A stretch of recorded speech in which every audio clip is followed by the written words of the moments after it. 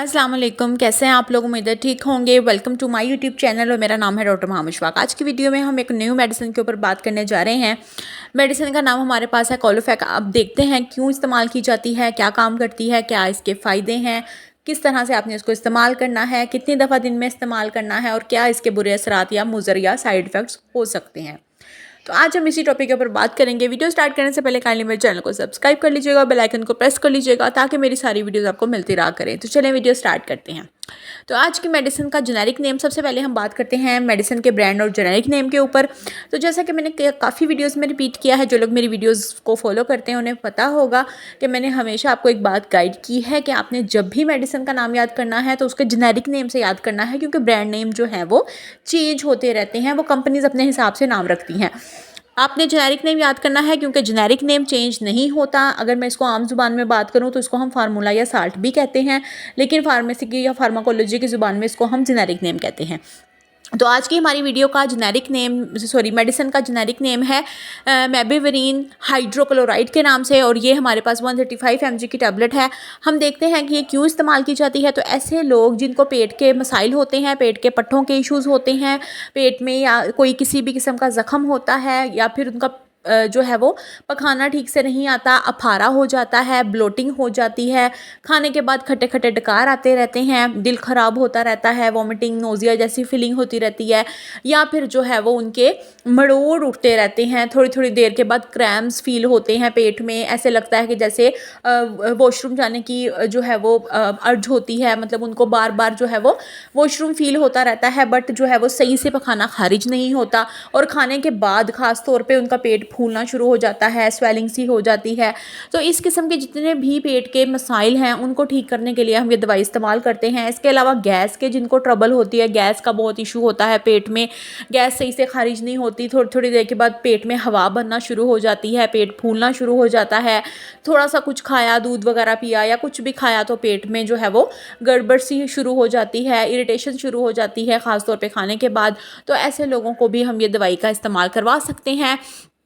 पखाना सही से नहीं आ रहा जिनको, उनके लिए ये काफ़ी हेल्पफुल साबित होती है। ये एक अच्छी एंटी स्पास्मोडिक के तौर पे काम करती है। एंटी स्पास्मोडिक वो दवाइयाँ होती हैं जो आपके स्पैज़्म को ठीक करती हैं, आपके ज़ख़म को ठीक करती हैं, जो कि आपके पट्ठों में बन जाते हैं। अब ये कौन से हैं? ये आपके पेट के लिए हैं असल में, जो आपके पेट के मसल्स होते हैं, चूँकि हमारे पेट के अंदर जो जितने भी ऑर्गन्स वगैरह पड़े हैं वो टिश्यूज़ मसल्स के बने हुए हैं, तो उनको ठीक करने के लिए, अगर उनमें कोई ज़ख़म हो गया या मसला हो गया तो उसको रिपेयर करने के लिए भी ये दवाई इस्तेमाल करवाई जाती है। अब हम देखते हैं कि इसको आपने लेना कैसे है, कितनी दफ़ा लेना है। तो आप इसको दिन में 3 दफ़ा इस्तेमाल कर सकते हैं, सुबह दोपहर शाम। एक एक टैबलेट का आपने एक टाइम में जो है वो यूज़ करना है।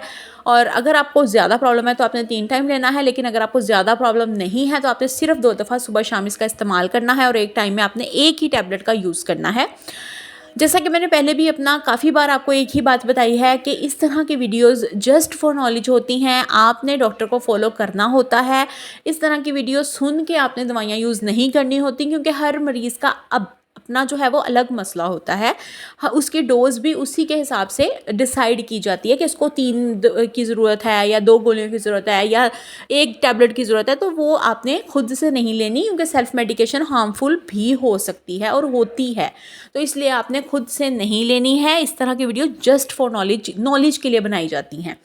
अब हम देखते हैं कि इसके बुरे या मुज़र या बुरे असरात, साइड इफ़ेक्ट्स की अगर मैं बात करूँ तो देखते हैं वो क्या हो सकते हैं। तो साइड इफ़ेक्ट्स की सबसे ज़्यादा कोई ख़ास बुरे साइड इफ़ेक्ट तो नहीं है, लेकिन आपको जो है वो एलर्जिक रिएक्शन हो सकते हैं।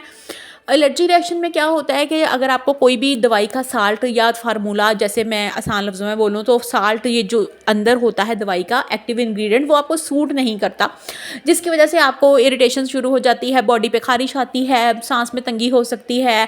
इसके अलावा जो है वो आपके रैशेस बन सकते हैं, मतलब एलर्जिक रिएक्शंस जो हो जाते हैं ना बॉडी में, तो वो आ सकते हैं। तो आपने उसमें परेशान नहीं होना, बल्कि अगर आपको ऐसा कभी हो गया हो तो आपने एंटी एलर्जिक टैबलेट का यूज़ कर लेना है, या अपने करीबी डॉक्टर को विजिट करना है। और उसके अलावा आपने नेक्स्ट क्या करना है कि जब भी आपने डॉक्टर को विजिट करना है इस तरह के मसले में, तो आपने उनको बता देना है कि मुझे इस सॉल्ट से एलर्जी है या इस दवाई को खाने से मुझे मसला हुआ था, तो वो आपको कोई और मेडिसिन अल्टरनेट इसी मसले की दे देंगे। तो अब हम देखते हैं कि और क्या इशू हो सकते हैं। तो इसके अलावा आपको जो है वो थोड़ा बहुत जो है वो आपको सीने में जलन या फिर डिजीनेस, इस तरह की थोड़ी बहुत कंडीशन हो सकती है। एज सच कोई बड़े साइड इफ़ेक्ट्स इसके नहीं है।